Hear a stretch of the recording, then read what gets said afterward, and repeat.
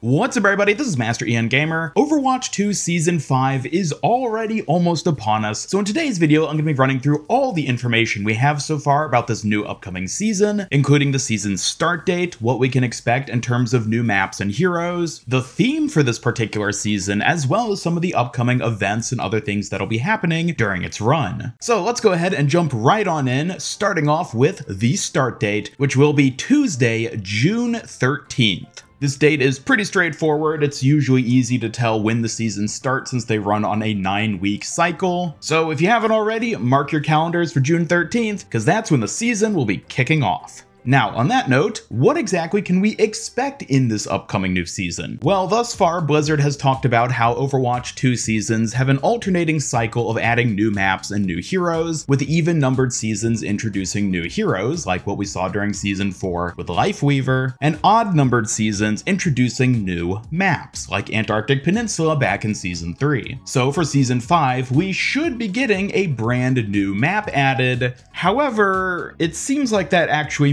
might not be the case this time. We already actually have a bit of a roadmap outlining not only Season 5, but also Season 6 and beyond. And for Season 5 specifically, while it does outline a bunch of the new stuff that'll be coming in this season, it gives no mention or indication of a new map. Now, it's possible that there'll be a new map added and they just didn't put it on the roadmap for some reason, but if I'm being honest, I think more than likely there isn't going to be a map in Season 5. And the main reason for that is in the following season, Season 6, we'll not only be getting a brand new map game mode, Flashpoint, but also Blizzard has already confirmed that this mode will be launching with multiple new map additions. So it seems like what Blizzard is doing here is rather than launching a new map in Season 5, they're basically holding that new map to launch with the brand new game mode a season later. Now, personally, I would prefer if Blizzard had just made Flashpoint launch in Season 5 so that we'd have more substantial content ahead of time, but at this point, it really seems like they're trying to put all their eggs into Season 6 with not only the launch of the next upcoming support hero and the new story PvE missions, but also with the brand new Flashpoint game mode and the corresponding maps. So, as a result of that, it seems like Season 5 might be a bit lacking in terms of content, at least when it comes to that mainline heavy hitter content like maps and heroes. Again, it is possible we still somehow see a new map added in Season 5, but just given what they've shown off here, it doesn't seem likely at this point, which is very unfortunate. However, that doesn't mean there aren't a bunch of other exciting, juicy things to be added in this upcoming season, so let's go ahead and take a look at the Season 5 roadmap to see what exactly we can expect in terms of content. So first and foremost, we have two interesting things as headliners for Season 5,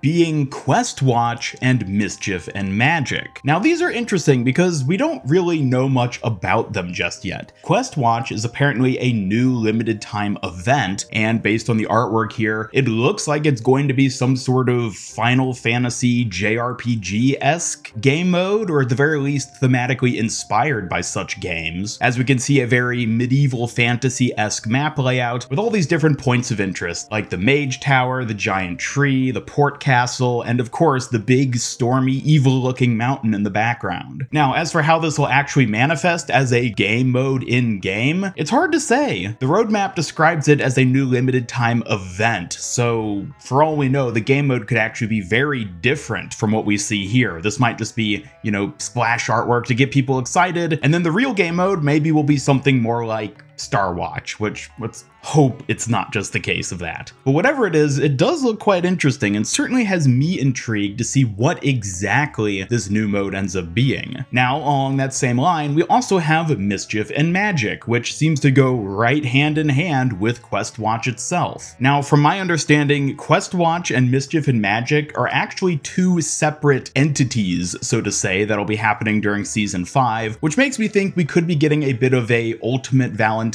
Lover Watch situation where Questwatch is whatever in-game event ends up happening within Overwatch 2 itself, and then Mischief and Magic might be an external thing, either some sort of web browser game or some sort of digital media comic or, I don't know, animated short series, something like that. Who knows? Honestly, there is a lot of room for speculation when it comes to Questwatch and Mischief and Magic, and while the two certainly seem to be linked in some way because of the shared JRPG JRPG Final Fantasy-esque theming of them, I am curious to see how and why exactly they end up being separate, and what that really means in terms of them presumably being a part of the same sort of event fitting the season's theme.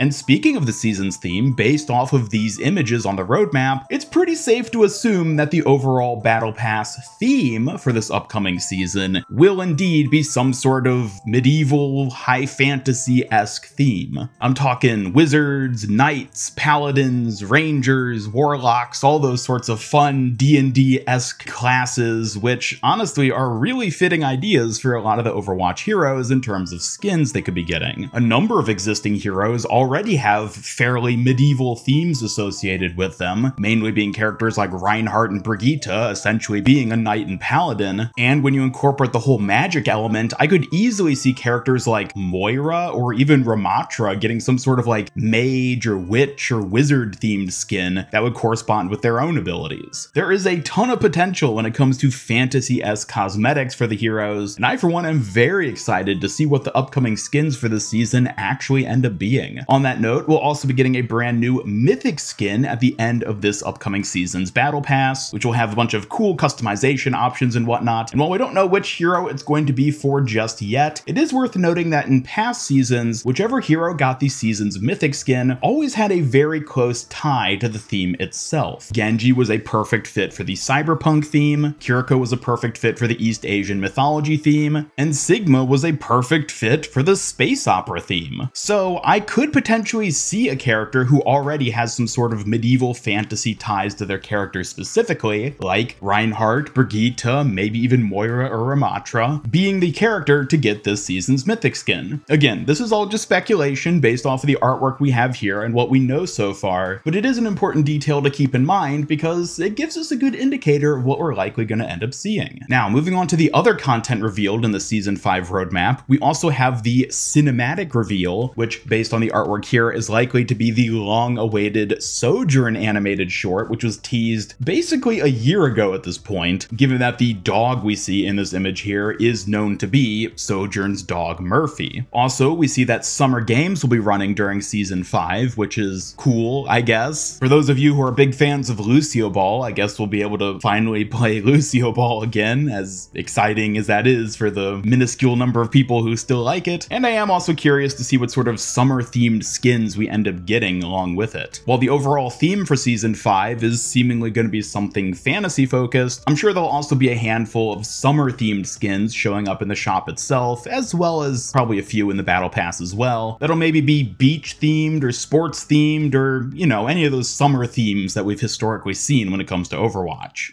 Also, it is mentioned that in Season 5, there will be the 5v5 mini comp season, which I believe has already been clarified to be a 5-stack exclusive competitive season, which means that you can only actually queue to play this specific competitive mode if you're in a pre-built 5-stack. We'll also be seeing the return of the On Fire system, which is a nice cosmetic system, effectively. Cosmetic in the sense that it doesn't really add anything content-wise to the game, but it's just a nice little thing to have. So cool, glad to see that coming back. I don't know why it was ever removed in the first place, but that's neither here nor there. And Creator Workshop mode, which is presumably just updates to the workshop that'll probably add new tools, new options, and maybe add a new system that allows you to more easily share the creations you've made, perhaps in some sort of like weekly Creator Workshop featured section. Who knows? We'll have to learn more about these once it actually launches and Blizzard gives us more information. But on that note, that wraps up everything we know so far about Overwatch 2's Season 5. I'm certainly eager to hear your thoughts and theories when it comes to the theming of this season, particularly with the Quest Watch limited time event, as well as the Mischief and Magic, whatever it is. And also let me know who you think is going to end up getting a Mythic skin this season by dropping a comment down below. Do you think it'll be a medieval knight skin for someone like Reinhardt or Brigitte? Or maybe it'll lean into the magic side with a character like Moira, Ramatra, or maybe even Mercy for all we know. As always, thank you so much for watching, and be sure to subscribe, follow me on Twitter, hit up that bell icon, and come join my Discord server to hang out, never miss any future Overwatch videos and live streams. And special thanks to my YouTube channel members who help make these videos possible. If you'd like to join them to earn some cool rewards, then just hit that join button down below. And otherwise, this is Master Ian Gamer signing off, and until next time, have a great day.